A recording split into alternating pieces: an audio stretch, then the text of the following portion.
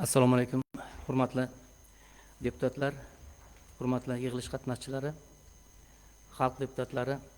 Kogon shahar kengashining 21-sessiyasida 20 nafar deputatlarning 16 nafari ishtirok etmoqdalar. 4 nafar deputatimiz uzrli sabablarga ko'ra sessiya ishida qatnashmayaptilar. Xalq deputatlari shahar kengashining bugungi sessiyasida shahar hokimining o'rinbosarlari, huquqni muhofaza qiluvchi tashkilot rahbarlari, tegishli tashkilotlar va muassasalar rahbarlari, siyosiy partiya raislari hamda ommaviy axborot vositalari vakillari ishtirok etyaptilar. Hurmatli sessiya ishtirokchilari, taklif etilganlarning barchasi sessiya ishida qatnashganligi sababli sessiyani ochiq deb e'lon qilaman. Hurmatli deputatlar, O'zbekiston Respublikasi mahalliy davlat hokimiyati to'g'risidagi qonunning 17-moddasiga binoan sessiya kotibini saylab olishimiz kerak. Sessiya kotibligiga 15-Bog'ichinor saylov okrugidan deputat Mavlonov Shahriyor G'olipovni saylansin degan takliflar tushmoqda. Boshqa takliflar bormi? Boshqa takliflar bo'lmasa, tasdiqlab berishlaringizni so'rayman. Rozilar. Rahmat. Qarshilar, betaraflar yo'q. Rahmat. Marhamat, sessiya kotibi o'z joyingizni egallashini so'raymiz. Bugungi hurmatli deputatlar, bugungi xalq deputatlari Kogon shahar kengashining sessiyasi kun tartibini tasdiqlab olishimiz kerak. Sessiya kun tartibiga 6 ta masala kiritilgan. Bular Kogon shahar hokimligida qonunchilik hujjatlari va topshiriqlari ijrosini holatini o'rganish natijalari to'g'risida, Kogon shahrida xotin-qizlarni har tomonlama qo'llab-quvvatlash, ularning jamiyatdagi mavqeini yanada mustahkamlash va muammolarini hal etish borasida 2025-yil davomida amalga oshirilgan ishlar to'g'risida, Kogon shahrida norma ijodkorligi hamda huquqni qo'llash amaliyotini holati to'g'risida, Kogon shahrida 2025-yilning o'tgan davri davomida aholi murojaatlari va muammolari bilan ishlashning holati to'g'risida hamda xalq deputatlari Kogon shahar kengashining tegishli doimiy komissiyalarini tarkibiga o'zgartirishlar kiritish to'g'risida va O'zbekiston Respublikasi Oliy Majlisi Senati kengashining 2025-yil 22 dekabrdagi KQ 284 5-sonli qarorining ijrosini ta'minlash to'g'risida masalalar kiritilgan. Mana shu kun tartibidan tasdiqlab berishlaringizni so'raymiz. Rozilar, qarshilar, betaraflar yo'q. Demak, kun tartibi tasdiqlandi. Hurmatli deputatlar, bugungi sessiyaning kun tartibi va ish reglamentini tasdiqlab olishimiz kerak. Kun tartibi va ish reglamenti to'g'risida ma'lumotlar sizlarga berilgan. Kimda qanday takliflar bor? Tasdiqlansin degan deputatlarimizni qo'l ko'tarib tasdiqlab berishlarini so'raymiz. Rahmat. Qarshilar, betaraflar yo'q. Hurmatli deputatlar, kun tartibidagi birinchi masalani ko'rib chiqishni boshlaymiz. O'zbekiston Respublikasi Prezidentining 2021-yil 10-fevraldagi PF 61-66-sonli qonunchilik hujjatlari ijrosini samarali tashkil etishda davlat boshqaruv organlari va mahalliy ijro etuvchi hokimiyat organlari rahbarlarining shaxsiy javobgarligini kuchaytirishga doir qo'shimcha chora tadbirlari to'g'risidagi farmonga muvofiq Kogon shahar hokimligida qonunchilik hujjatlari va topshiriqlarning ijrosini holatini o'rganish natijalari to'g'risidagi masalalar bo'yicha so'z Kogon shahar hokimi hurmatli To'raboyev Mirshakar Muzaffarovga beriladi. Marhamat. Assalomu alaykum, hurmatli deputatlar, hurmatli rais. Kogon shahar hokimligi tomonidan O'zbekiston Respublikasi Prezidentining 2021-yil 10-fevraldagi qonunchilik hujjatlari ijrosini samarali tashkil etishda davlat boshqaruv organlari va mahalliy ijro etuvchi hokimiyat organlari rahbarlarining shaxsiy javobgarligini kuchaytirishga doir qo'shimcha chora tadbirlar to'g'risidagi PF 61-66-sonli 2025-yil 25-iyuldagi davlat organlari va tashkilotlarida ijro intizomini yanada mustahkamlashning qo'shimcha chora tadbirlari to'g'risidagi PF 117-sonli farmonlari hamda 2021-yil 31-maydagi Ijro.gov.uz ijro intizomi idoralararo yagona elektron tizimi samarali faoliyat ko'rsatishni ta'minlashga qaratilgan qo'shimcha chora-tadbirlar to'g'risidagi PK 51/32 son qarori ijrosini ta'minlash maqsadida O'zbekiston Respublikasi Prezidentining farmon, qaror, farmoyish va bayonlardagi topshiriqlarni o'z vaqtida va sifatli ta'minlash bo'yicha tegishli ishlar amalga oshirilmoqda hamda qat'iy nazoratga olingan. Doimiy tartibda yuqori turuvchi tashkilot va korxonalar tomonidan xatlar, topshiriqlar, shuningdek jismoniy hamda yuridik shaxslar murojaatlari tegishli tartibda qabul qilinib, shu kunning o'zida ijro.uz ijro intizomi idoralararo hujjat aylanish tizimi orqali ro'yxatga olinib, ijro holati bo'limlar kesimida kunlik tahlil etilgan holda hokim o'rinbosarlari va tegishli mas'ul ijrochilarga yetkazilmoqda. O'zbekiston Respublikasi Prezidentining PF 61-66 sonli farmoni talablariga ko'ra haftaning har dushanba kuni shahar hokimi rahbarligida, haftaning juma kuni hokimning birinchi o'rinbosari huzurida ijro intizomi holati bo'yicha o'tgan 12 oy davomida shahar hokimligi apparatida ijro intizomining holati 96 marotaba muhokama qilingan. Shuningdek, Kogon shahar hokimining 2025-yil 24 fevral kunidagi Kogon shahar hokimligining 2025-yil 1 yillik ish rejalarini tasdiqlash to'g'risidagi qarori hamda 25-yil 8 avgust kunidagi 2025-yil 2 yillik ish rejalarini tasdiqlash to'g'risidagi qarori bilan ijro intizomini maqsadli o'rganishlar, natijalarini muhokama qilish hamda kamchiliklarni bartaraf qilish bo'yicha choralar ko'rildi. O'zbekiston Respublikasi Prezidentining farmonlari, qarorlari hamda hukumat qarorlari ijrosi maqsadli o'rganish bo'yicha 1,5 yillikda belgilangan 15 ta maqsadli o'rganishlar grafik ishlab chiqildi hamda 2,5 yillikka belgilangan 11 ta maqsadli o'rganishlar grafigi tegishli tartibda ijrosi ta'minlanib, amalga oshirilgan ishlar yuzasidan yig'ilish bayonlari rasmiylashtirilgan. Ma'lumotlar tegishli tartibda umumlashtirilib, viloyat hokimligiga taqdim qilingan. Hujjatlarning elektron aylanmasi Prezident, Vazirlar Mahkamasi, viloyat hokimligi hamda boshqa davlat organlaridan kelib tushayotgan barcha qarorlar, topshiriqlar va murojaatlar elektron shaklda ro'yxatdan o'tkazilmoqda. Shuningdek, 2025-yilning yanvar-dekabr oylari davomida jami 10.620 ta hujjat kirim qilingan bo'lib, topshiriqlar soni 7.938 ta. Bunda 6.128 tasi ijro uchun, 1.810 tasi ma'lumot uchun qabul qilingan. Muddatdan kech bajarilgan topshiriqlar soni 1.303 ta. Bajarilish muddati mavjud topshiriqlar soni 455 tani tashkil qilgan hamda ijrosi ta'minlanmagan topshiriqlar mavjud emas. Jumladan jismoniy va yuridik shaxslarning arizalari, takliflar va shikoyatlari hisobida jami 871 ta, viloyat hokimligidan kelgan hujjatlar va ularning ijrosiga oid hujjatlar hisobida 1128 ta, yuqori va quyi tashkilotlardan kelgan hujjatlar hisobida 3016 ta, O'zbekiston Respublikasi qonunlari hisobida 48 ta, O'zbekiston Respublikasi qarorlari hisobida 131 ta, O'zbekiston Respublikasi Prezidenti farmonlari va farmoyishlari hisobida 88 ta, Vazirlar Mahkamasi qarorlari hisobida 267 ta, Vazirlar Mahkamasi farmoyishi hisobida 4 ta, viloyat hokimi qarorlari hisobida 60 ta, viloyat hokimi farmoyishlari hisobida 13 ta hujjat ro'yxatga olingan.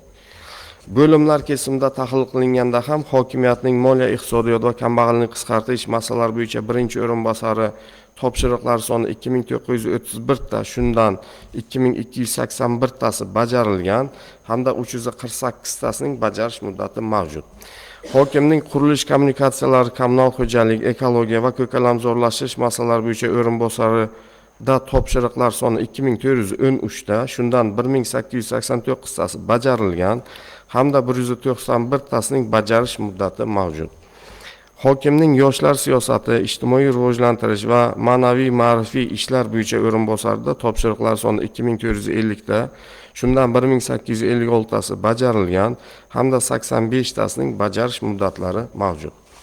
Hokim o'rinbosari shahar investitsiyalar va tashqi savdo bo'limi boshlig'ida topshiriqlar soni 1110 ta, shundan 797 tasi bajarilgan va 32 tasining bajarish muddati mavjud. Hamda hokim o'rinbosari oila va xotin-qizlar bo'limi boshlig'ida topshiriqlar soni 592 ta, shundan 507 tasi bajarilgan hamda 27 tasining bajarish muddatlari mavjud.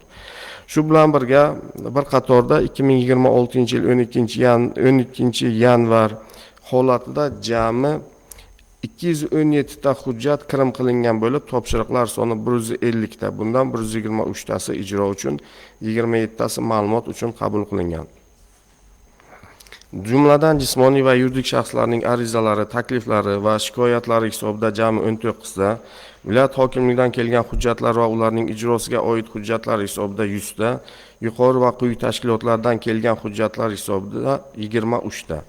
O'zbekiston Respublikasi qonunlari hisobida 1 ta, O'zbekiston Respublikasi qarorlari hisobida 7 ta, O'zbekiston Respublikasi Prezidenti farmonlari va farmoyishlari hisobida 3 ta, Vazirlar Mahkamasi qarorlari hisobida 11 ta, viloyat hokimi qarorlari hisobida 5 ta hujjat ro'yxatga olingan. Barcha kirim qilinayotgan hujjatlar va topshiriqlarning ijrosi bo'yicha doimiy monitoring o'rnatilib, muddatlari yaqinlashib kelayotgan topshiriqlar yuzasidan mas'ullarga eslatmalar berib borilmoqda.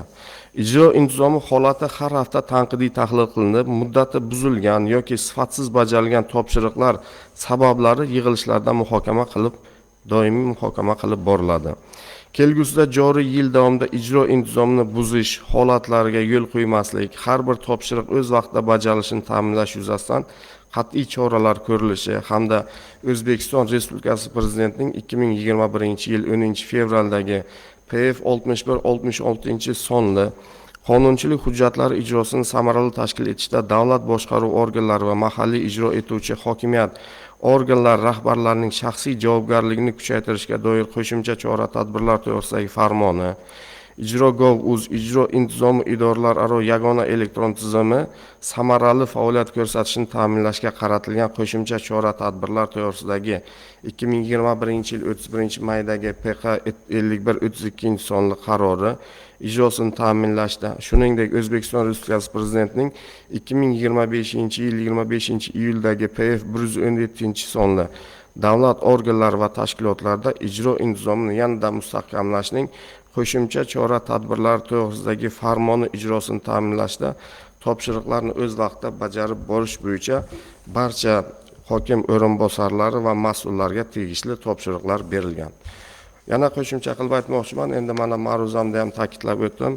Albatta, hukumat darajasidagi barcha topshiriqlar hozirgi kunda elektron hisobi yuritiladi va ularning muddatini hammasini o'z vaqtida bajarish albatta shaxsan o'zimni nazoratimda ekanligini bildiraman va kelgusida muddati kech qolmasligi va sifatli bajarilishi bo'yicha demak o'zimizning tegishli yo'l xaritalarimizni ham ishlab chiqib umumiy holatdan nazoratga olinganligini ma'lum qilaman. E'tiborlaringiz uchun rahmat.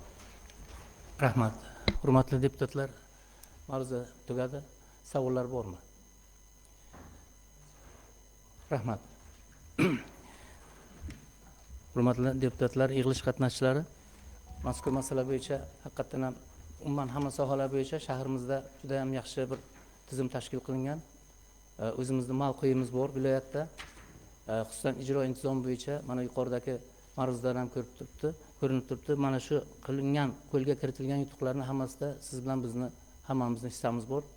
Endi shunday hozir topshiriq bo'layapti. Mana ma'ruzadan ham fikr bildirildi. Yilning oxirigacha mana shu mavqeni saqlab qolish, har bitta topshiriqni, har bitta keladigan topshiriqni o'z muddatida samarali, sifatli bajarilishini ta'minlashimiz kerak. Agar savollar bo'lmasa, ma'ruza bo'yicha mazkur masala bo'yicha tayyorlangan qaror loyihasi bor. Qaror loyihasi qo'llaringizga berilgan. Demak, qaror loyihasini asos uchun qabul qilib tasdiqlab olishimiz kerak. Tasdiqlab berishlaringizni so'raymiz. Rozilar? Qarshi betaraflar? Yo'q. Rahmat. Hurmatli deputatlar, kun tartibidagi navbatdagi masalani ko'rib chiqishni boshlaymiz.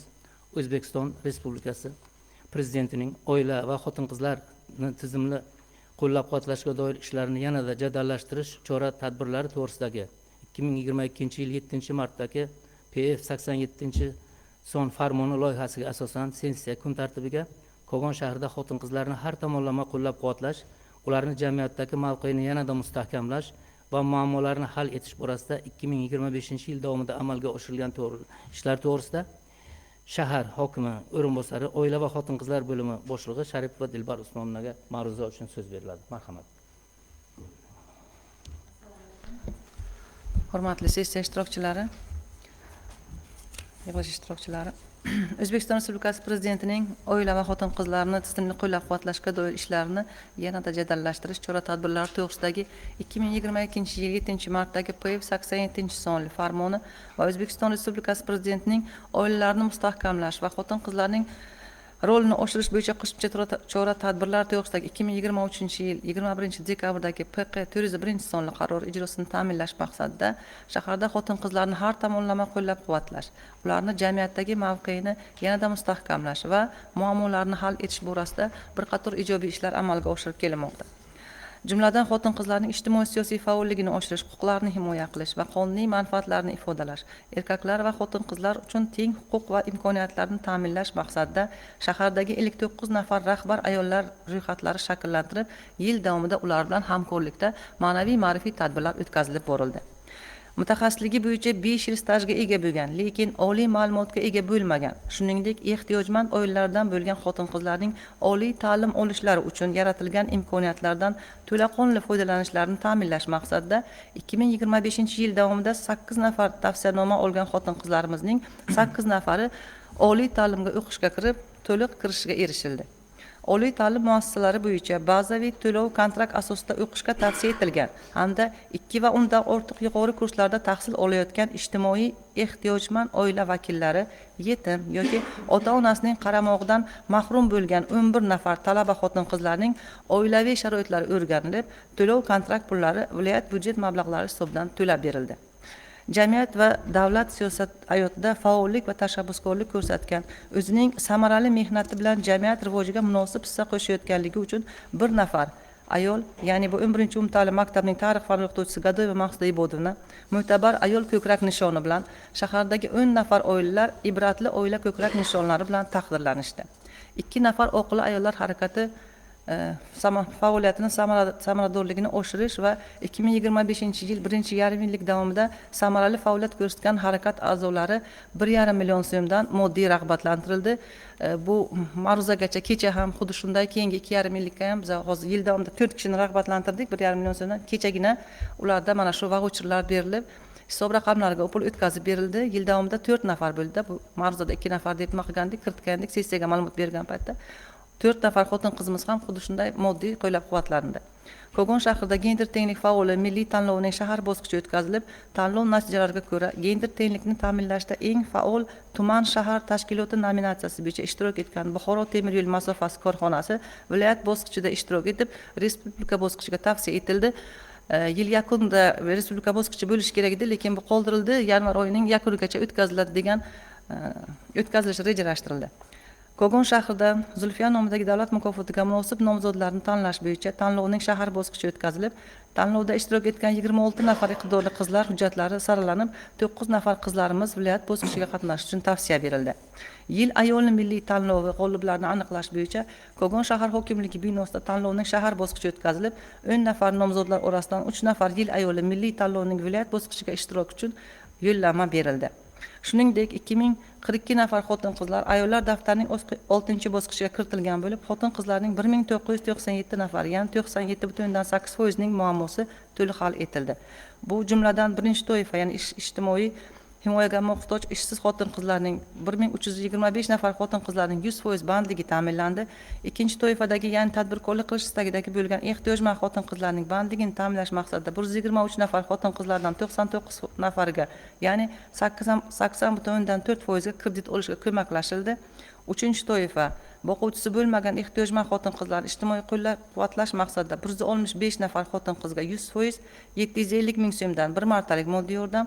To'rtinchi toifa ijtimoiy yordamga muhtoj birinchi va ikkinchi guruh nogironligi bo'lgan, shuningdek tezkor tibbiy muolajaga muhtoj ehtiyojmand xotin-qizlarni qo'llab-quvvatlash maqsadida 357 nafar xotin-qizlardan 355 nafarga, ya'ni 99% ga 750 ming so'mdan 2 nafar xotin qizimiz vafot etganligi uchun rad etilgan. 6-chi toifa qaramog'ida nogironligi bo'lgan, farzandi bo'lgan ehtiyojmand xotin qizlarimizni moddiy qo'llab-quvvatlash maqsadida 66 nafarga to'liq 100% 750 ming so'mdan bir martalik moddiy yordamlar ajratildi. 5-chi toifamiz uy-joyga muhtoj ehtiyojmand xotin qizlarni qo'llab-quvvatlash maqsadida 6 nafar xotin qizimiz ro'yxati shakllantirilgan edi. Bularga ham to'liq 100% 6 nafarga uy-joy bilan ta'minlash maqsadida amaliy yordam ko'rsatildi. Ayollar daftarida turuvchi 170 nafar ehtiyojmand xotin qizlar may-dekabr oylarida alohida tasdiqlangan viloyat hokimining farmoyishiga ko'ra Toshkentdagi Bo'stonliq tumanidagi sanatoriyalarda sog'lomlashtirish hamda ularda tadbirkorlik ko'nikmalarini shakllantirish bo'yicha motivatsion seminarda ishtirok etishdi. O'zbekiston Respublikasi Prezidentining 2025-yil 14-martdagi oila va xotin qizlarni qo'llab-quvvatlash tizimini yanada takomillashtirish chora-tadbirlari to'g'risidagi PQ 103-sonli qaror ijrosini ta'minlash maqsadida xotin qizlar tadbirkorligini qo'llab-quvvatlash ishlari ham amalga oshirildi.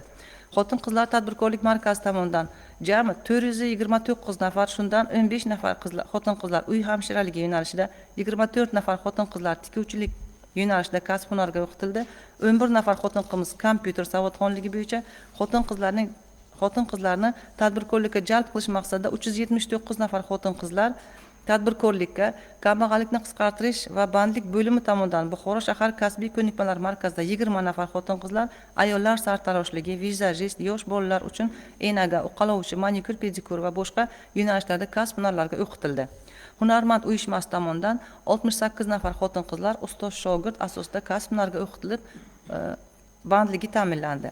Shuningdek, Zirabot, Arabxona, Abdulla Qodiriy, Amir Temur, Mirzo Ulug'bek mahallalarida xotin qizlarning bandligini ta'minlash va salomatligini mustahkamlash markazlari tashkil etildi. Ishsiz xotin qizlarning oilaviy muhitlarini o'rgangan holda ichki imkoniyatlardan foydalanib, yashash manzillarida kichik biznes, tikuvchilik, ya'ni pishirish, sartaroshlik va boshqa ishlarni tashkil etishlari uchun yil davomida 590 nafar xotin qizlarga kredit olishlariga amaliy ko'maklashildi. Kogon shahrida xonadonda kichik ishlab chiqarish sexi tashkil etgan 39 nafar xotin qizlarning ro'yxatlari shakllantirildi. 42 nafar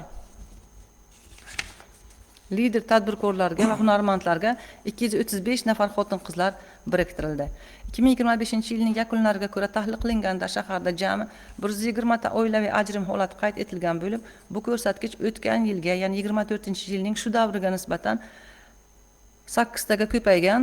Bu o'tgan yig'ilishlarda men qilgan edim. Bizda 120 ta ajrimdan 14 ta ajrimiz boshqa tuman va boshqa viloyatlardan kelib ajrimlar rasmiylashtirgan fuqarolarimiz mavjud, lekin bizni Kogon shahrimizdan ekstraterritorial bo'lganligi uchun, adliyadan bizdan o'tganligi uchun bu bizning ko'rsatkichimizga kiradi.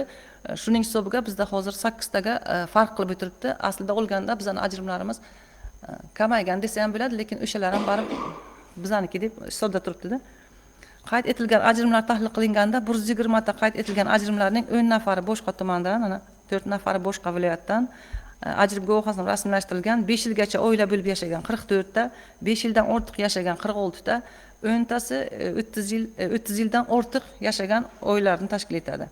Ajrim yoqasida turgan oilalarni yarashtirish, notinch oilalar muhitini sog'lomlashtirish, xotin-qizlar o'rtasida huquqbuzarlik va jinoyatchilikning barvaqt oldini olish maqsadida ajrim yechim emas mavzuda targ'ibot tadbirlari tashkil etilib, 167 nafar ajrim yoqasidagi va nizoli oilalar yarashtirildi. Hamkor tashkilotlar bilan birgalikda yosh kelin-kuyovlarga O'zbekiston Respublikasi Vazirlar Mahkamasining oila institutini rivojlantirish va yoshlarni oilaviy hayotga tayyorlash chora-tadbirlari to'g'risida hamda 2020-yil 31-dekabrdagi 820-sonli qarorga asosan yoshlarni oilaviy hayotga tayyorlash markazlarida mashg'ulotlarni tashkil qilish tartibi to'g'risidagi nizom asosida yosh kelin-kuyovlar uchun o'quvlar tashkil etib kelinmoqda. Hozirgi kunga 238 nafar yosh kelin-kuyovlar ushbu markazlarda o'qib, sertifikatlar topshirildi. Shaharda 113 ta, ya'ni 2024-yil 91 ta yolg'iz ona ro'yxatga olingan bo'lib, otalikni belgilash holatlari 89 ta ni tashkil etmoqda. Norasmiy nikoh asosida yashab kelayotgan 89 ta oilaning 62 nafari rasmiylashtirildi. Ana shu nikohlarni rasmiylashtirish davomida ham bizga ajrim holatlari kelib chiqyapti. Chunki u uylangan, bolasi bor ikkita, lekin birinchi turmushidan hali ajrashmagan. Endi shu bu ikkita bolasini rasmiylashtirish uchun nikohdan o'ting degan deb taklif qilinganligi uchun ular borib o'sha oldingi nikohida bekor qilib olgan holatlar ham, shunaqa holatlarimiz ham mavjud. Shahar bo'yicha xotin-qizlar o'rtasida jinoyat, ya'ni 2025-yil davomida 16 tani, 2024-yilda ham 16 tani tashkil etgan, 15 nafar xotin-qizlar tomonidan 16 ta jinoyat qayd etilgan. Ijtimoiy profilaktika platformasida profilaktik hisobda turgan xotin-qizlar bilan ishlash bo'yicha mahallalardagi xotin-qizlar faollarga berilgan jami xulosalar 638 tani tashkil etadi.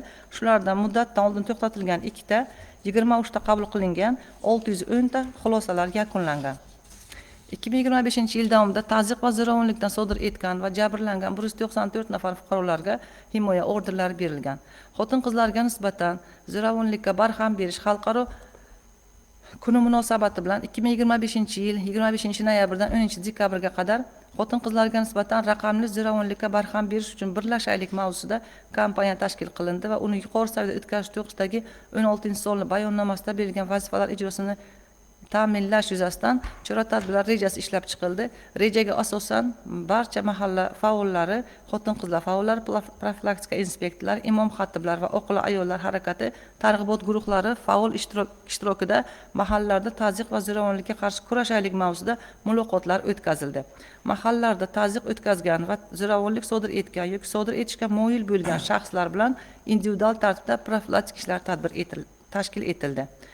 O'zbekiston Respublikasi Prezidentining 2025-yil 3-yanvardagi 25-yilda respublika mahallalarida xavfsiz muhitni yaratish va huquqbuzarliklarning barvaqt oldini olish tizimini samaradorligini yanada oshirish bo'yicha chora-tadbirlar to'g'risidagi qarori ijrosini ta'minlash maqsadida amaliy ishlar muntazam olib borildi. Oilalarda va xotin-qizlar o'rtasida huquqiy madaniyatni oshirish, ular o'rtasida va oila turmush munosabatlari doirasida huquqbuzarliklarning barvaqt oldini olish bo'yicha targ'ibot ishlari o'tkazib borildi. Bu ya'ni o'sha PQ1 qarori asosida belgilab berilgan yo'nalishlar bo'yicha xotin-qizlar bilan bir qator ishlar amalga oshirildi.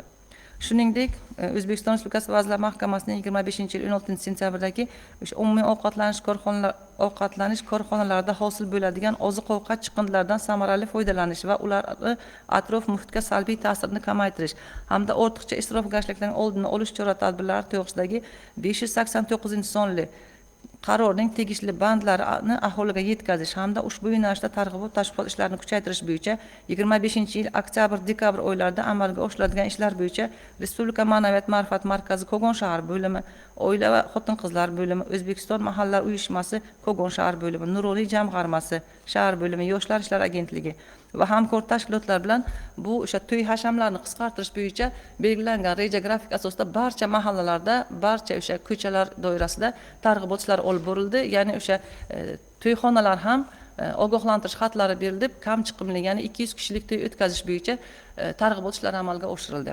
Xotin-qizlar bilan bu borada qilinayotgan ishlar davom etmoqda. Ma'ruzam tugadi. Savollaringiz bo'lsa, marhamat. Rahmat. Bormi savollarimiz? Marhamat. Assalomu alaykum. Xotin-qizlarni har tomonlama qo'llab-quvvatlash maqsadida chiqarilgan farmonlar va qarorlardan tashqari birorta o'zingizni tashabbusingiz bilan birorta yangilik qildingizmi? Kogon shahar xotin-qizlari uchun farmon va qarorlarda ko'rsatilgan narsalardan tashqari hamda nogiron xotin-qizlar nafaqa va moddiy yordamlardan tashqari nima qilib berilyapti? Mana tashabbusim shundan iborat ediki, masalan, ana Xo'jabargi mahallasini olsak agar, u yerda hunarmanddan nogiron ayol xotin-qizlar ham bor. Shu har bitta hunarmandga har bitta xotin-qizni qo'ysak, masalan, tikunchiligi, yo'qashtachiligi, zarbozligi, to'quvchiligi, xuddi shuna agar nimadirni o'sha hunarmand mahalladagi nogiron ayol xotin-qizga qanaqadir hunarni o'rgatsa agar, bu ham men o'ylayman juda ham yaxshi bo'lardi. Rahmat savolingiz uchun. Hozir yuqorida men aytib o'tdim, bizada endi nimadir qo'shimcha qilish, moddiy yordam berish, endi belgilangan o'sha hisob raqamidagi pullarni maqsadli ishlatish bo'yicha qaror farmondan chiqib biz u pulni ishlatib bilmaymiz, faqat ularga bir martalik mana shu nogiron toifadagi 4-toifaga kirgizganmiz xotin-qizlarni. Bu qaramog'ida nogironligi bor bo'lgan xotin-qizlar 66 ta deb hozir o'qib ketdim. Hammasiga to'liq bir martalik yordam berganmiz. U ham qarorda belgilangan tartibda. Lekin xotin-qizlar qo'mitasida ortiqcha mablag' bunaqa shakllantirilmagan. Qo'shimcha shunday bo'lsa-da biz mana hozir aytganingizdek qo'shimcha o'sha tadbirkorlarga biriktirib ularni yoki mana yangi yil arafasida ham nogironligi bo'lgan xotin qizlarni qo'llab-quvvatlash maqsadida ularning bolalariga shaxsan men o'zim homiylar tomonidan 25 nafar o'sha nogironligi bo'lgan xotin qizlarga bularni nimalari ham bor, rasmlari bilan o'sha sovg'alar tarqatdik. Bundan tashqari bizda mana homiy bor, menda qiynalgan, turmush o'rtog'i vafot etgan, ikkitadan ortiq voyaga yetmagan farzandi bor, lekin ana ishlab o'tiribdi, obodonlashtirishda baribir u yetkazib bilmaydi. Mana kursga qo'yish kerak bolasini, qo'shimcha pul talab qilganligi uchun o'sha bitta homiy topganmiz. U homiy har 3 oyda, ya'ni har kvartalda kelib o'sha bir 3 million, qachon 5 million, qachon 3 million yoki o'sha go'sht shunaqa narsalar berib, ularni qo'llab-quvvatlab kelmoqda biz imkon darajasida. Homiyimiz bor, biriktirib qo'yganmiz. Hatto u bizni aralashtirmasdan ham telefon orqali bog'lab berganmiz. Ularni haqiqatan turmush o'rtog'i vafot etgan deb o'lim guvohnomalarigacha hujjatlarni qilib berganmiz. U o'sha boshqalarga murojaatni ko'paytirmaslik uchun alohida chaqirib, ular o'zlari uchrashib, moddiy qo'llab-quvvatlab ketadi. Bunaqada agar o'zi biz e'lon qiladigan bo'lsak, bu qomanda kayfiyatda yurganlar murojaat ko'payib ketadi-da. Biriktirilgan hunarmandlarga ishlayman deydigan xotin qizlarimiz biriktirilgan. Hozir siz o'sha mahalladan bu haqda nima xabarim bor, faqat nogiron xotin qizlarni o'sha mahallani har bitta nogironni o'zini hunarmandligiga agar biriktirib bersak, men o'ylaymanki, Xo'jabargini o'zi oddiy men ishlaganimda o'sha misol keltirdim. Zardo'z qizlarimiz bor, patdo'z qizlarimiz bor. Qaysidir nogironni qo'li ishlaydi, qaysidir oyog'i ishlaydi, qo'li ishlamaydi. o'sha patdo'zga ham mashinka beruvdik. Yoki qanaqadir gullar, sovg'alar tayyorlash nimalari bor.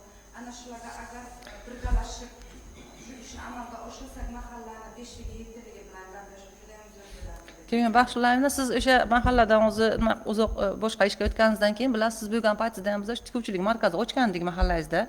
O'sha 376 becha o'zi aytib ketgan, o'tgan yil ochgan edik. Hozir o'shanga qo'shimcha u mahalla bo'shaganligi uchun bu tomon tikuvchi, orqasida o'zi fitness klub ham bepul ishlab o'tiribdi xotin qizlar uchun. O'zi borib, o'zi jamoasi bor, 20 ta xotin qiz o'sha birlashgan, bepul o'sha fitness bilan sog'lomlashtirish uchun ertalab, kechqurun vaqt topgan paytda grafika asosan borib shug'ullanadi. Tikuvchilik nimasi ham, sexi ham bor, o'zingiz bilasiz. Ixtiyoriy bemalol borib o'rganish mumkin. Nogiron ayol bandligi uchun ijtimoiy himoya agentligi tomonidan kvota berilgan, ular ish bilan bandligini ta'minlab o'tiribdi. Marhamat.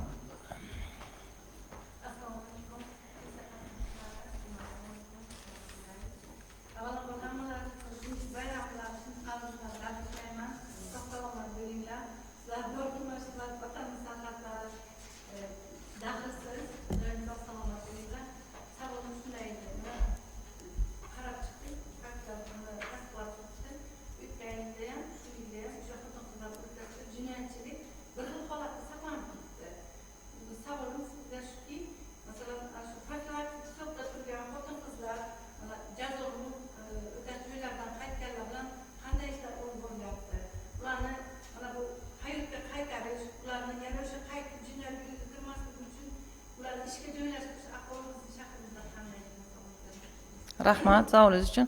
Bizda hozir o'sha jazoni ijro etish muassasasidan qaytgan yoki o'sha jinoyat sodir etgan probatsiya ro'yxatidagi 14 nafar xotin qizimiz bor. 14 ta xotin qizimizdan 13 tasi to'liq bandligi ta'minlangan, ishlab o'tiribdi. Faqat bitta qizimiz o'sha kasalligi sababli yuqumli kasallik yuqtirilgani sababli uni ishga joylashtirish, o'zi ham ishlashni xohlamayapti, hamda unda uy qamog'i jazosi berilgan, chiqib uydan chiqmaydi. O'sha spid kasallik bo'lganligi uchun ishga joylashtirilmagan.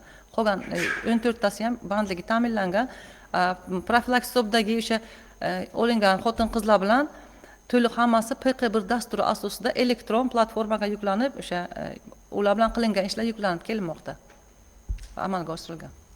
Qo'shimcha ravishda aytishimiz kerak, bu haqiqatan ham dilbar uchrashishlardan tashqari biz o'zimizdan xabarimiz bor, prokuror bilan uchrashib, muammolarni eshitib, kimdir ishga joylashtirish kerak. Umuman shaxsiy hayotidagi masalalar to'g'ri aytyapsiz, uni oyoqqa turib olishi uchun nima masala bo'lsa tayyorligimizni doim bildiramiz. Qaysilargadir kelguncha murojaat qilgan bo'lsa yordamlar ko'rsatib beramiz. Endi bu xotin qizlar, umuman erkaklar, yoshlar bo'lishidan qat'iy nazar albatta shahar hokimligi ham doimiy suhbatda bo'ladi ular bilan. O'sha qo'shimcha ravishda mana Bezovsonni ham aytdilar, boyagi savolga haqiqatan ham respublika darajasida ham homiylarimiz borki, kelib katta katta ayollarimizga yordamlar ko'rsatib keladi. Bu o'sha jamg'armalardan tashqari biz juda ko'p ular to'g'risi mayli bizni ismimizni nimamizni aytmanglar deydi, lekin ularga ham shu o'rinda minnatdorchilik bildirishimiz kerak. Bir kelganda 20dan ziyod xotin qizlarni turmushdan hayotidan nima deydi oldin ko'z yumgan turmush o'rtog'i borlarni, farzandi borlarga 4-5 milliondan yordam beradi va moddiy tomondan, xuddi shunday oziq-ovqat tomonidan ham yordamlar beradi. Bu albatta o'zimizni nimadan tashqari, davlatimiz, hukumatimiz ajratib bergan mablag'dan tashqari. Unaqa homiylarimiz ham bor, unaqalar ham har bayram, umuman deyarli har oy bor. Hattoki rasmga olmanglar deydi, lekin borib biz bilamiz, borib uchrashib, bizdan so'raydigani ism familiyasi, manzilni beringlar deydi va o'zlari borib ko'rishadi. Bu ham albatta yaxshi holat. Buni ham yana kengroq qilsa yaxshi bo'ladi. Rahmat. Savollaringiz uchun rahmat. Xo'p, boshqa savollar yo'qmi? Marhamat. Assalomu alaykum.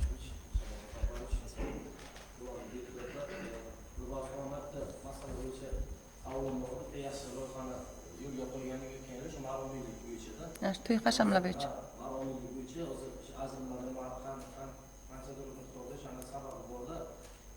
Aytmoqchimanki, to'yxonalarga oziqlantirish haqi berildi, boshqa deyapsiz. Endi qachon shularni aniqlab hissa qilishga erishamiz? Muddat qo'yilganmi bularga?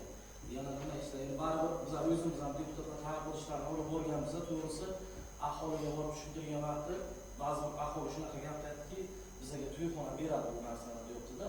Endi biza albatta taklif ham bordi, shu narsani ko'proq to'yxonalarda ishlasak, samara bersak kerak degan ma'noda aytmoqchiman, qachon endi shularga hissa qilishga erishamiz, aniq muddat qo'yilgan.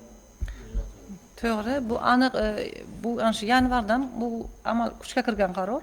Yanvardan hammasiga ogohlantirish xati berib chiqdik. To'yxonalarga hatto fuqarolar ham ayrimi chiqib so'rayaptiki, mendan to'yxona 200 kishidan ko'p olmayman. Bo'yningizga olsangiz agar ayting, ruxsat oling deb aytgan fuqarolar ham uchrab turibdi.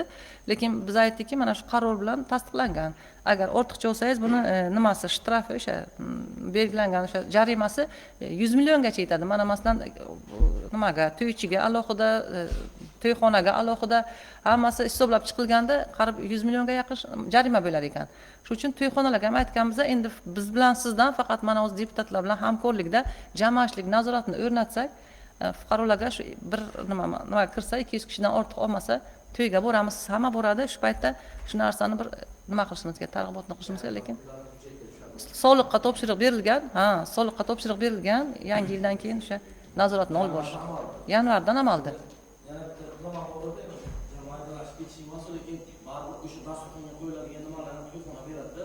O'sha bo'yicha mavzularga tushuncha berilganmi? Chunki haqiqatan to'ylarga boramiz, o'sha yerda qo'yilgan mahsulot 20% yetib qolgan, undan nomid bo'ladi. O'shalar bo'yicha ham qanaqa to'yxonalarga topshiriq berilganmi? Oziq-ovqat mahsuloti bo'yicha.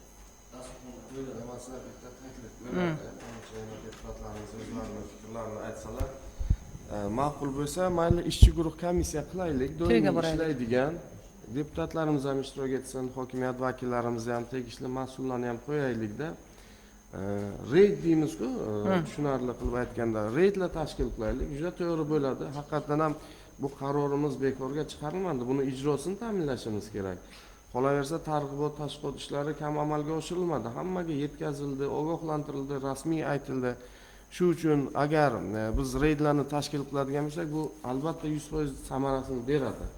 Shu uchun ishchi guruh qilib birga mana kunini ham gapirmasdan, qayerga borishni ham gapirmasdan, har necha vaqtda davomiy o'rganib turilsa, natija beradi. Chunki shu to'yxona ham meni fikrim uylaydi, ertaga kelgan komissiya oladigan 3 million yo 2 million bir kunlikni 100 million qilib chiqarish hech kimga ham ma'qul emas. Va natijaga erishgan bo'lamiz. Eng asosiysi o'sha kam chiqim, kam sarf xarajatli to'y marosimlarini o'tkazish maqsadimiz-ku aslida ham. Shu uchun meni ham taklifim, agar ma'qul bo'lsa, sessiya nimasi bilan ham tasdiqlaydigan bo'lsak, olib qo'yish to'g'rimi? Biz ertaga shu reydlarni o'zimiz birgalikda chiqib ko'raylik. Kechki paytlarda to'ychiga xalaqit bermagan holatda mana bir nima deydi, monitoring o'tkazaylik-ku, keyin ular bilan suhbatlashib mana holat yuzasidan gapiraylik agar shunaqangi holatlar uchraydigan bo'lsa, mani fikrim. To'g'ri. Juda to'g'ri, matbuotimiz bor, tahririyatimiz bor. Birgalashib qilsak to'g'ri bo'ladi. Shuning uchun mani fikrim bir komissiya tuzsak, 6-7 kishidan iborat tegishli tashkilotlarni o'zimizni qo'shib.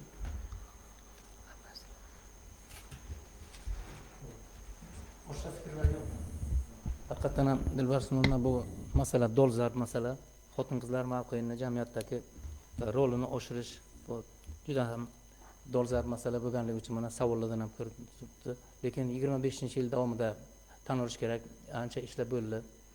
Oldi olinni ko'p holatlarni, o'lim bilan tugash holatlari, umuman jinoyat, qotillik holatlarini oldini olishda xotin-qizlar faollarimizning xizmatlari katta. Lekin mana sessiya qarori loyihasida ham hozir deputatlarimiz ham bu ishga bosh qo'ymasak, bitta-ikkita kishi bilan bajariladigan ish emas bu.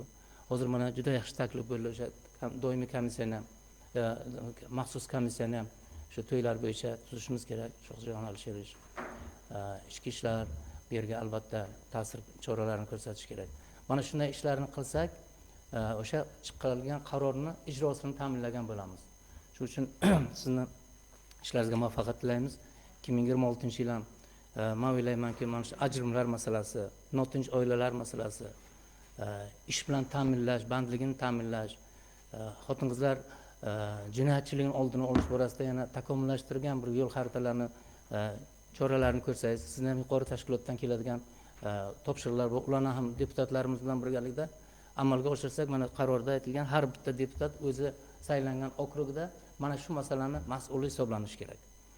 O'sha yerda faollarimizni to'plab, bu masala kami qolmadi. Bu yerda yig'ilishda, shahar bo'yicha yig'ilishda kami qolmadi. Endi joylarda shuni chiqib, alohida maxsus bunga vaqt ajratishimiz kerak va ishni olib borishimiz kerak. Rahmat. Demak, hurmatli deputatlar, qaror loyihasi qo'llaringizga tarqatilgan. Hozir mana takliflar kiritildi. Shu takliflarni inobatga olgan holda qaror loyihasini asosan tasdiqlab berishlaringizni so'raymiz. Rozilar? Qarshi, betaraflar? Yo'q. Rahmat. Hurmatli deputatlar, navbatdagi masalani muhokamasiga o'tamiz. So'z O'zbekiston Respublikasi Prezidentining 2018-yil 13-aprel kundagi O'zbekiston Respublikasi Adliya vazirligi faoliyatini yanada takomillashtirishga doir tashkiliy chora-tadbirlari to'g'risidagi PQ 3666-son qarori hamda O'zbekiston Respublikasi Prezidentining ma'muriy islohotlar doirasida adliya organlari va muassasalarining mas'uliyatini yanada oshirish hamda ixcham boshqaruv tizimini shakllantirish to'g'risidagi PF 80-son farmonda belgilab berilgan vazifalarning ijrosini ta'minlash borasida Kogon shahrida norma ijodkorligi hamda huquqni qo'llash amaliyotining holati to'g'risidagi masala yuzasidan so'z Adliya bo'limi boshlig'i Asadov Nusrat Sunnat Po'latovichga beriladi. Marhamat. Assalomu alaykum sessiya qatnashchilari, assalomu alaykum raislik qiluvchilar. Avvalambor O'zbekiston Respublikasi Adliya vazirligi va uning o'sha tuman shaharlardagi hududiy adliya organlari o'sha sessiyalarda muntazam ravishda o'zini o'sha fuqarolar va o'sha deputatlar oldida davlat hisobotlarini berib boradi. Shu qatorda O'zbekiston Respublikasi Prezidentining 2018-yil 13-aprel kunidagi O'zbekiston Respublikasi Adliya vazirligi faoliyatini yanada takomillashtirishga doir tashkiliy chora-tadbirlar to'g'risidagi PQ 3666 son qarori hamda O'zbekiston Respublikasi Prezidentining ma'muriy islohotlar doirasida adliya organlari va muassasalarining mas'uliyatini yanada oshirish hamda ixcham boshqaruv tizimini shakllantirish to'g'risidagi PF 80 farmonida belgilab berilgan vazifalar ijrosini ta'minlash borasida Kogon shahar adliya bo'limi tomonidan 2025-yilning 4-choragi o'tgan davri davomida muayyan ishlar amalga oshirildi. Jumladan bo'limga 2025-yil 4-choragi o'tgan davr davomida 1012 ta normativ huquqiy hujjatlar elektron shaklda kelib tushgan bo'lib, mazkur normativ huquqiy hujjatlar 55 ta shahar darajasidagi davlat va xo'jalik boshqaruvi organlari va tashkilotlari hamda mahalla fuqarolar yig'iniga yetkazildi. Norma ijodkorligi sohasida qonunchilikni takomillashtirish borasida bo'lim tomonidan viloyat adliya boshqarmasiga 4 ta taklif kiritildi. 2025-yilning 4-choragi o'tgan davomida bo'limda E-huquqshunos elektron tizimi orqali huquqiy ekspertizadan o'tkazish uchun 5 ta normativ tusdagi qaror loyihasi kelib tushgan. Bo'lim tomonidan 3 ta xalq deputatlari Kogon shahar kengashining normativ tusdagi qaror loyihasiga qonunchilikka muvofiqligi hamda qonunchilik texnikasi qoidalariga mos kelishi to'g'risida ijobiy xulosa berilgan. Huquqni qo'llash amaliyoti sohasida huquqni qo'llash amaliyotini o'rganish sohasida bo'lim tomonidan inson huquqlarini himoya qilish, ijtimoiy-iqtisodiy sohada huquqni qo'llash amaliyoti va boshqa sohalarga oid qonun hujjatlariga rioya qilinishi o'rganish maqsadida belgilangan ish rejaga asosan doimiy ravishda joylarda o'rganishlar va monitoringlar o'tkazib kelinmoqda. Xususan bo'lim tomonidan 2025-yil 4-choragi davrida jami 2 ta o'rganish va 6 ta monitoringlar o'tkazilgan. 2025-yil 4-chorak o'tgan davr davomida joylarda o'tkazilgan o'rganishlar va monitoringlar davomida jami 301 ta qonunbuzarish holatlari aniqlangan. Shundan 97 tasi inson huquqlarini himoya qilish, 55 tasi ijtimoiy-iqtisodiy sohada huquqni qo'llash amaliyoti, 112 tasi davlat xizmatlarini ko'rsatish va 37 ta norma ijodkorligi sohalarida qonunbuzarish holatlari tashkil etdi. O'rganish va monitoringlar natijasida aniqlangan qonun buzilish holatlarini bartaraf etish bo'yicha jami bitta taqdimnoma kiritilishi ta'minlandi. Inson huquqlarini himoya qilish sohasida bo'lim tomonidan jismoniy va yuridik shaxslarni buzilgan huquqlarini tiklash maqsadida sudlarga Turkiston MFEda yashovchi fuqaro Boymurodovning manfaatida ariza kiritilib qanoatlantirildi. Shuningdek, jismoniy va yuridik shaxslarni buzilgan huquqlarini tiklash, ularga yetkazilgan zararlarni hamda qonunchilikda belgilangan to'lanish lozim bo'lgan to'lovlarni undirish maqsadida monitoringlar o'tkazilib, monitoringlar natijasida qonun buzilish holatlari bartaraf etish bo'yicha 3 ta ogohnomalar kiritildi. Murojaatlarni ko'rib chiqish bo'yicha natijalari bo'yicha Kogon shahar adliya bo'limiga 2025-yil 4-chorak o'tgan davr davomida 55 ta murojaatlar kelib tushgan. Shundan 18 tasi davlat xizmatlari ko'rsatishga oid, 26 tasi inson huquqlarini himoya qilishga oid va 11 tasi boshqa sohalar bo'yicha arizalar va shikoyatlar kelib tushgan. Kelib tushgan murojaatlarning 55 tasi hal etilgan bo'lib, shundan 39 ta murojaat yoki 76.7% qanoatlantirilgan. Inson huquqlarini himoya qilish sohasidagi murojaatlarning 31 tasi qanoatlantirilgan. Jismoniy va yuridik shaxslarning murojaatlariga jiddiy e'tibor qaratilib, ularni o'z vaqtida va sifatli o'rganib chiqish choralari ko'rilib, takroriy murojaatlarni oldi olish maqsadida murojaatlarning muallifi ishtirokida o'z joyiga ko'rib chiqish yuzasidan amaliy chora tadbirlar ko'rildi. Bundan tashqari 24 ta murojaat yuzasidan huquqiy tushuntirish berildi. Bundan tashqari murojaatlarni ko'rib chiqish ahvoli yig'ilishlarda tanqidiy muhokama qilinib, bu borada natijadorlikni yana oshirish choralari ko'rib borilmoqda. Kogon shahar adliya bo'limiga kelib tushgan va qanoatlantirilgan murojaatlarning, shuningdek murojaatlarning davomida eng ko'p uchrayotgan qonun buzilishi holatlarining kelib chiqish sabablarini aniqlab, ular bartaraf etish bo'yicha zarur huquqiy tushuntirishlar matbuotda va rasmiy veb-saytlarda keng yoritib borilmoqda. Shuningdek, ijobiy hal qilingan, qanoatlantirilgan murojaatlar doimiy ravishda televideniya, radio, ijtimoiy tarmoqlar va bosma va boshqa elektron ommaviy axborot vositalarida yoritib borilmoqda.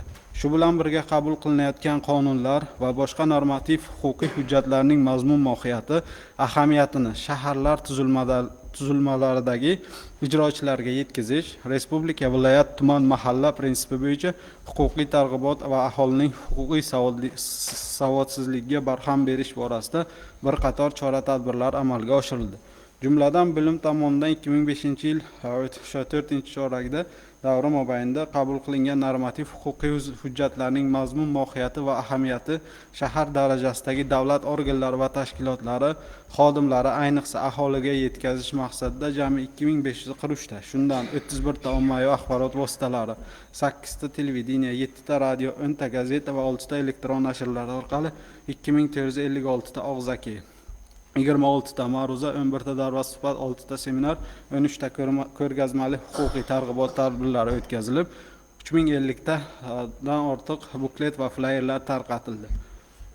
Kelgusida o'sha norma ijodkorligi va huquqni qo'llash amaliyotida yo'l qo'yilgan kamchiliklarni oldini olish, bartaraf etishda quyidagilarni amalga oshirish bo'yicha o'sha ishlar amalga oshiriladi va qaror va farmoyishlarni ishlab chiqish, kelishish va qaror ro'yxatga olish va e'lon qilish e-qaror elektron tizimi orqali amalga oshirish tamoyillari xususida mahalliy davlat organlari hamda aloqador tashkilotlarning mas'ul ishtirokida amaliy va muntazam tashkil etib borish, qonun va hujjatlarning talablariga og'ishmay rioya qilish belgilanadi.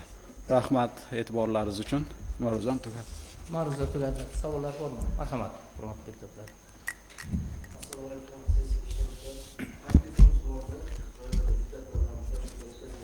Aha. Sport maktabi, musiqa maktabi, texnikum, ixtisoslashtirilgan maktablarda sizlar yuridik xizmat bor. O'qishshunos elektron tizimi. O'sha tizimga ulanmagan ekanda. Aha. Sport maktabi, musiqa maktabi, texnikum va ixtisoslashtirilgan maktab. Va buyruqlarni o'zlari qabul qiladi. O'shani yuridik jihatdan to'g'ri chiqmayotganini hech kim nazorat qilmayapti. Tushunarli. Bu Shularni o'sha o'zlaringizdan bu yuridik xizmat yo qo'shish bo'yicha yoki bo'lmasa shu o'qituvchilar bor. 58-sonli qaror bor. Bo'yicha o'sha yuqori adliya vazirligiga ham taklif kirish kerak bo'ladi. Shu tizim bo'linmagan. Shu shunday mahallalarda chiqayotgan qarorlar, o'zlar chiqarayotgan qaror qilayotgan qarorlari yo'g'a yo'to'g'ri emasligi ham hech kim nazorat qilmayapti. Yuridik nuqtai nazardan to'g'ri chiqyapti, to'g'ri chiqmayapti. Mehnat kodeksiga to'g'ri keladimi? Shu narsalarni nazorat qilishimiz kerak bo'ladi. Joylarda shu takliflar tushgan. tushunarli. Aha. Tushundim. Taklif, asosli taklif juda ham yaxshi taklif.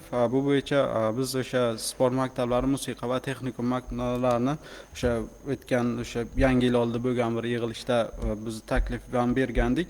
Keyin bu masala bo'yicha yaqinda o'sha qaror qabul qilinadi. Bu shu tashkilotlarni tuman shahar darajasidagi barcha o'sha byudjet tashkilotlarini mana shu tizimga ulash bo'yicha amaliy ishlar olib borilishi va o'sha kelgusida o'sha buni bo'yicha ommaviy axborot vositalarida agar yozma ravishda agar sizga ma'lumot nima bo'lsa biz yozma ravishda ham taqdim qilishga nima qilamiz, yondashamiz bunga. Ikkinchi masala bo'yicha mahallalarda siz aytmoqchi bo'lganki mahallalarni mehnat kodeksiga asosan ishga qabul qilish jarayonimi yo qaysi masalasi? Mahallada ichki buyruq mahallada ichki buyruq chiqarilmaydi. Chunki ishga oluvchi ularning mehnat shartnomasi asosida ishga oluvchida bo'ladi. Bu mahallalarda komissiyani bayonlari bo'ladi. Qarorlari, o'sha qarorlar buni qonuniyligini mana biz Istiqlol mahalla fuqarolari yig'inida mana nima qilib boshlaganmiz, namunalarni yaratishni. Yaqin o'sha основной qismi bo'ldi. Bu ana shuni bir xillashtirish uchun biz o'sha nimaga Istiqloldan boshlaganmiz va 19 ta mahallaga yetkazilishini ta'minlaymiz. Qarzmay. Marhamat. Assalomu alaykum.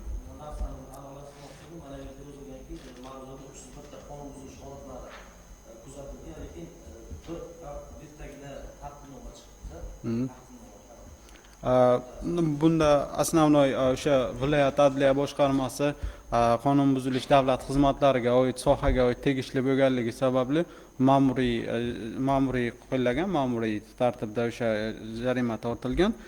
Taqdimnoma masalasi bu o'sha nimada inson huquqlarini qo'llash bo'yicha maktabgacha va maktab ta'limiga kiritilgan ekan.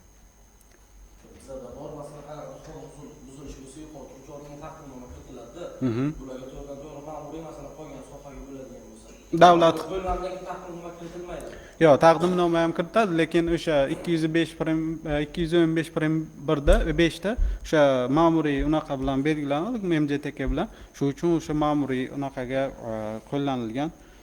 Shu uchun nima qilib o'sha ma'muriy bo'lgan demoqchiman. Hurmatli deputatlar, adliya bilan 25-yil davomida ham ancha ishlar bo'ldi. Xususan mana prezidentimizni 80-farmonlari bo'yicha adliya kuni mahallalarda belgilandi, xabarlar bor. Ko'pchilik ishtirok etdik. Har chorshanba kuni shu munosabat bilan mana shu tadbirlar bilan ko'p xalqimizni shu huquqiy bilimdonligi, savodxonligi oshdi. Lekin bu hali yetarli emas. Mana o'zingizning raqamlaringiz tasdiqlab o'tiribdi. Bu hali yetarli emas. Xalqimizga ko'p qonun normalari hali yetib bormagan, shu uchun ham murojaatlar ko'p kelib chiqibdi. Shuning uchun ham xalq qabulxonasiga, hokimiyatga, mahallaga xalqimiz tomonidan murojaatlar o'zlaringizga ham kelyapti. Buni endi yana ham mustahkamlash kerak. Buni mustahkamlash kerak. Xususan mana bu yil mahallani rivojlantirish, jamiyatni yuksaltirish yilida yana ham qo'shimcha bandlari qonunlarimizda chiqishi mumkin. Uni Adliya vazirligi tayyorlab bergandan keyin uni xalqimizga yetkazish masalalari turibdi. Mana shu ishda ham sizdan ham iltimos bo'ladi, ham deputatlarimiz nomidan bir so'raymizki, bu masalada xalqimizga yetib borishni dolzarbligini o'z vaqtida shaffofligini ta'minlashingizga to'g'ri keladi. Xo'p, agar boshqa savollar bo'lmasa, ma'ruzachimizga qaror loyihasi, rahmat o'tiring. Qaror loyihasi qo'llaringizga berilgan. Ushbu yuqoridagi savollardan kelib chiqib, qaror loyihasini asosan qabul qilamiz degan taklif bor. Shu taklifga qo'shilganlar, rozilar qo'l ko'tarib tasdiqlab berishlarini so'raymiz. Rahmat. Qarshi betaraflar yo'q. Rahmat. Hurmatli deputatlar, navbatdagi masalani muhokamasiga o'tamiz. Kun tartibidagi bu masala bo'yicha 2025-yilning o'tgan davri davomida aholi murojaatlari va muammolari bilan ishlashning holati to'g'risida Prezidentning Kogon shahar xalq qabulxonasi yetakchi mutaxassisi Mansurov Ne'mat Ibodullayevichga so'z beriladi. Marhamat.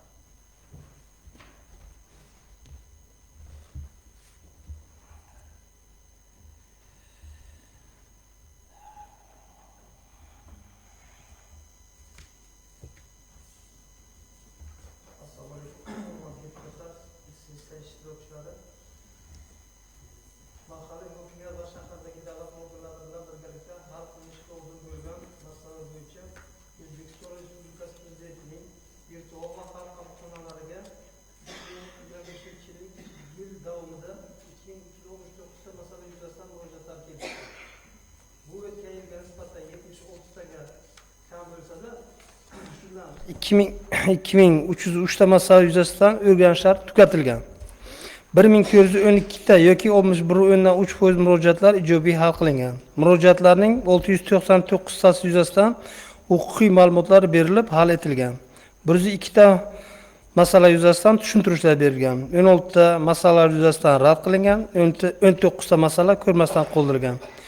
38 tasi tugatilgan. 11 tasi ma'lumot uchun qabul qilingan va 6 ta murojaatlar uzoq muddatli nazoratga olingan. Hozirgi kunda 66 ta murojaatlar yuzasidan o'rganishlar olib tugatilmagan. Ijobiy hal qilingan murojaatlarni mahallalar kesimida tahlil qilinganda, Beruniy mahalla fuqaro yig'ini aholisidan kelib tushgan murojaatlarning 74.4%, vatanparvar mahalla fuqaro yig'ini aholisidan kelib tushgan murojaatlarning 70.7%, Istiqlol mahalla fuqaro yig'ini aholisidan kelib tushgan murojaatlarning 70.5%, Abdulla Qodiriy mahalla fuqaro yig'ini aholisidan kelib tushgan murojaatlarning 70.3%, Mirzo Ulug'bek mahalla fuqaro yig'ini aholisidan kelib tushgan murojaatlarning 69.7%, Buxoroy Sharif mahalla fuqaro yig'ini aholisidan kelib tushgan murojaatlarning 67%, Xo'jabargi mahalla fuqaro aholisidan kelib tushgan murojaatlarning 65% kechirasiz. Va Turkiston mahalla fuqaro aholisidan kelib tushgan murojaatlarning 65% murojaatlari ijobiy hal qilingan. Lekin shu bilan bir paytda Zirabot mahalla fuqaro yig'ili aholisidan kelib tushgan murojaatlarning ijobiy hal qilinishi 41,7%. Alisher Navoiyda esa 46,2%. Amir Temur mahallasida esa 46,3% ni tashkil qilgan xolos. Kogon shahar aholisidan tushgan va Kogon shahridagi tashkilotlar tomonidan o'rganilib, ijobiy hal qilingan murojaatlarni tahlil qilinganda, Yoshlar ishlar agentligi, Kogon shahar bo'limi, kadastr agentligi, Xalq banki, Kogon shahar SES tomonidan tushgan murojaatlar 100% ga ijobiy hal qilingan. Kogon shahar tibbiyot birlashmasida 96,2% ijobiy hal qilingan.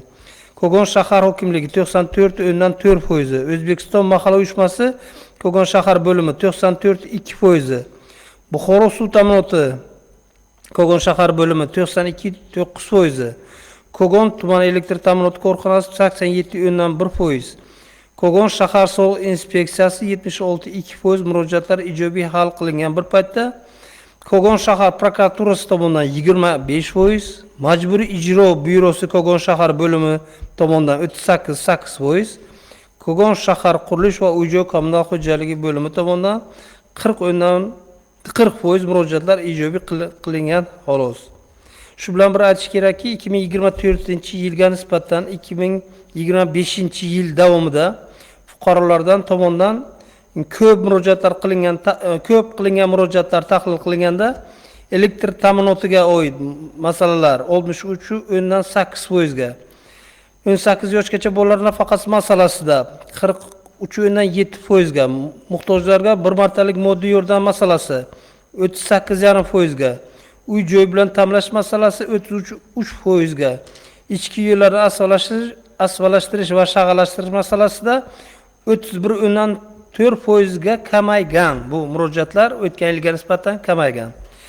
Lekin shunga qaramasdan, ana endi hozir ko'payganlarni bir aytib ketishga to'g'ri kelyapti. Ichki ishlar organlari xodimlarining harakatlaridan norozilik 12 tadan 22 taga, ya'ni 83% ga, ish haqini to'lash bilan bog'liq muammolar 36 tadan 58 taga yoki 61% ga, ijro hujjatlari bo'yicha qarz undirish masalasida 35 tadan 54 taga yoki 54% ga, tabiiy gaz hisoblagichdan nosozliklar, ya'ni 24 tadan 32 taga 33,3% ga, soliqdan asossiz qarzdorlik, soliq to'lovlariga asossiz pul undirish masalasida 11 tadan 21 taga yoki 19,9% ga oshgan.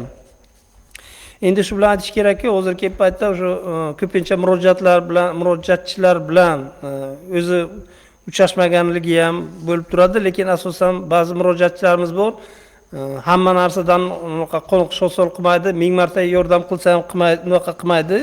O'sha uchun takroriy murojaatlar ko'payib ketyapti-da. 2025-yil davomida shunaqa takroriy murojaatlar 408 taga kelib tushgan. Ushbu murojaatlarni mahalla kesimida tahlil qilinganda, Arabxona mahalla aholisidan 77 ta, Zirabotdan 47 ta, Temir yo'lchidan 32 ta, Mustaqillik mahallasidan 21 ta, Ziyokordan 20 ta, Alisher Navoiy mahallasidan 20 ta takroriy murojaatlar qabul qilingan. Shu bilan bir vaqtda aytib ketishimiz kerakda, shu takroriy murojaatlarni kamaytirish masalasida ana bu tashkilotlar o'zlarini ko'p murojaat tushadigan joylarda sayyor qabullar o'tkazyapti-da. Ana shu sayyor qabullarni tashkil etish bo'yicha aytib o'tsak, tashkilotlar rahbarlari tomonidan 2025-yil davomida jami 391 ta ommaviy sayyor qabullar o'tkazilgan. Fuqarolardan 1028 ta masalada murojaatlar kelib tushgan.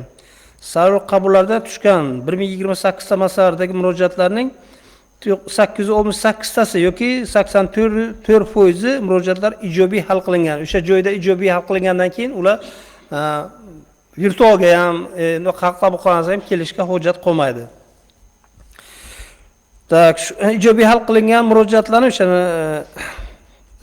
tashkilotlar kesimida tahlil qilganda, tibbiyot birlashmasi boshlig'i tomonidan murojaatlarning 255 tadan 248 tasi yoki 97,3%, soliq rahbar tomonidan soliq rahbariga qilingan murojaatlarning 89 tadan 85 tasi yoki 95,5%, shahar kambag'allikni qisqartirish va bandlik rahbari tomonidan rahbarga qilingan murojaatlarning 49 tadan 45 tasi yoki 91.6%, Kogon tuman gaz idorasi rahbariga qilingan murojaatlarning 33 tadan 30 tasi, 39%, shahar boshlig'iga qilingan murojaatlarning 91 tadan 80 tasi, 87.9%, shahar prokuroriga qilingan murojaatlardan 84 tadan 64 tasi yoki 76 tadan 76.2%, mahalla uyushmasiga qilingan murojaatlarning 43 tadan 30 tasi yoki 69.8% ijobiy hal qilingan.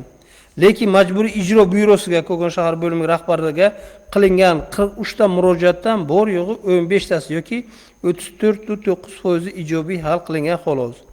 Shu bilan aytishimiz kerakki, hozir bizda 2025 da ham, 2026 ni уже birinchi chorakni ham savr qabullar rejalarini so'radik, уже oldik. Ana 2025-yil 4-chorak rejasini so'radik. Ba'zi tashkilotlar haftaga bir marta qo'yib beradi. Bir martadan 12 ta bo'ladi. Ana shu o'shanda 4-chorakda savr qabullar o'tkazmaslik holati ham ushlab turibdi masalan. Kogon shahar majburiy ijro boshlig'ining rejalashtirilgan o'zi 6 ta reja qilgan. 2 nuqaga 4-kvartalga har oyga 2 tadan. Ana shu 6 tadan 4 tasi o'tmadi. Kogon tuman gaz boshlig'i rejalashtirilgan 9 ta sayyor qabulning 3 tasi o'tmadi. SES boshlig'i rejalashtirilgan 9 ta sayyor qabuldan 3 tasi o'tmadi. Kogon shahar suv ta'minoti boshlig'ining rejalashtirilgan 6 ta sayyor qabuldan ham 2 tasi o'tmadi. Shuni aytish kerakki, hozirgi nimada ham beryapti, 2026-yilda ham 26-1-kvartalga biz hammani so'rab oldik, sayyor qabullarni ham. O'sha yerda ham 2 ta 4 ta beryapti. Shu vaqtgacha bizga уже inson ijtimoiy himoya markazi o'zining nuqasini rejasini bergani yo'q. Shu bilan bir qatorda O'zbekiston Respublikasi Prezidentining 2022-yil 1-marta KPF 81-sonli farmonining 20-bandiga asosan mahalla raislari har chorakda davlat organlariga va tashkilot tomonidan mahallada amalga oshirilgan ishlar natijalari hamda bartaraf etilmagan tizimli muammolar bo'yicha tegishli tuman shahar xalq qabulxonasiga ma'lumot kiritib borishi belgilangan. Ushbu ma'lumotlarga asosan xalq qabulxonalari ana deputatlarga mahallalarda nima muammolar bor biza yetkazishimiz kerak. O'shani aytmoqchi edim. Mana Bunyodkor mahalla fuqaro yig'inida Mahmud Tarobiy, Osiyo, Globot va Paxtakor ko'chalariga tungi chiroqlar o'rnatish masalasi turibdi. Globot ko'chasi 21-ko'p qavatli uyning tom fasad va trotuarlarini ta'mirlash, Mahmud Tarobiy ko'chasidagi 101 va 103-ko'p qavatli uylarning oldidagi yo'lakni betonlashtirish va Mahmud Tarobiy Tor ko'chasida Bor akkaunt sport maydonchasi tashkillashtirish, qariyalar choyxonasini tashkil qilish masalasi ko'tarilgan. Maxtumquli mahalla fuqaro yig'inida Maxtumquli ko'chasidagi 15 ta eskirgan simyog'ochlarni almashtirish, Sadriddin Ayni, Bo'g'ichinor, Xalqobod va Amir Temur ko'chalarida qolgan qismini asfaltlashtirish. Abdulla Qodiriy mahalla fuqaro yig'inida madaniyat va Turkiston ko'chalarini asfaltlashtirish masalasi qolib ketyapti. Zirabod mahalla fuqaro yig'inida Nuroniy, Amrobod, Navzirabod, Saxovat va Rudaki ko'chalarini qolgan qismini asfaltlashtirish, Varaxon ko'chasiga 5 ta, Dilkusho ko'chasiga 6 ta, Firdavchiy ko'chasiga 20 ta, Yangobod ko'chasiga 5 ta tungi chiroqlar o'rnatish, Amrobod ko'chasida bolalar uchun sport maydonchasini tashkil qilish. Istiqlol mahalla fuqaro yig'ini Ipak yo'li ko'chasidagi 9, 13, 14 va 17-uylar oralig'ini asfaltlashtirish va Baxalo binosi yonida ham sport maydonchasini tashkillashtirish muammolari hozirgi kunda dolzarb bo'lib qolyapti. Lekin shuni ham aytish kerakki, ana shuna bizda endi bor ba'zi mahallalarda qilingan ishlarni ham yozib beradi. Muammosi bo'lmasa muammo yo'q deb barib beradi. Har kvartalda bu ana Mirshakar Muzaffarovich aytganlarda bu ijro intizomi bo'yicha qilish kerak bu prezident farmoni bilan berilgan topshiriq.